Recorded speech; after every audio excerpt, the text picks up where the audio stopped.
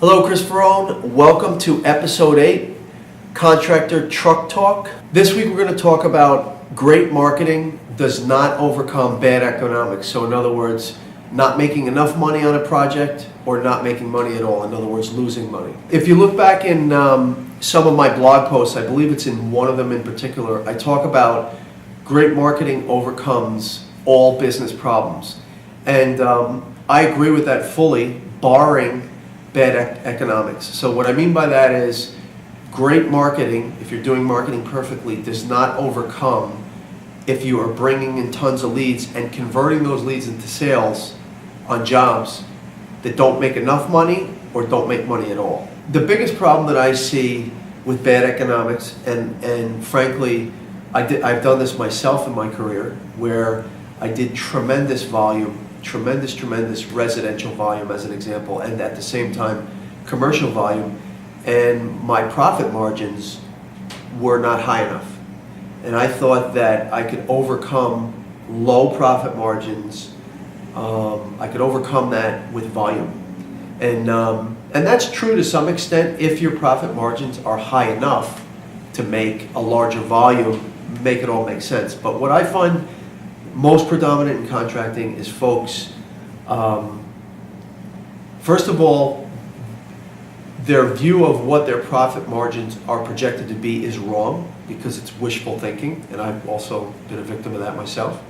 So they price it at what they think it's going to make, but what they think it's going to make is really a little skewed because they really want to get the job. I've done that myself. Another one is they just don't know, they're guessing. I've also done that. And all of those things just make for a job that's going to have little to no profit margin, which basically means at that point I'm just turning money.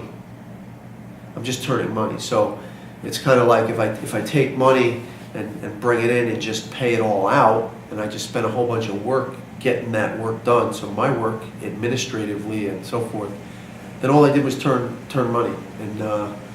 And so if I did a phenomenal job marketing, bringing in tons of leads, and then converted those leads into sales at profit margins that are low to zero, it has absolutely no value.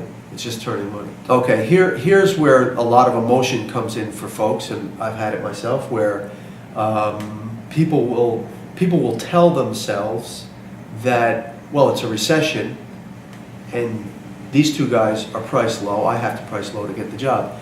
And the first thing I'll say is price resistance is in the mind of the seller. It's not in the mind of the buyer. So if I tell myself that I have to price a job low, it's in my mind. It's not, the buyer's not telling me that, and typically that's the case, and I am wrong. So it's my job as the entrepreneur, and more importantly as the marketer, to position myself away from those 2 contractors or 5 contractors, whatever it is. Position myself where truly an apples to apples comparison cannot be made with me next to those other contractors. I have to position myself as a different contractor. In the next blog post, we're going to talk about exactly how I do some of this positioning, and there's a whole bunch of different ways it can be done, and different levels that it can be done on, but all of them are effective, and it's all doable during a recession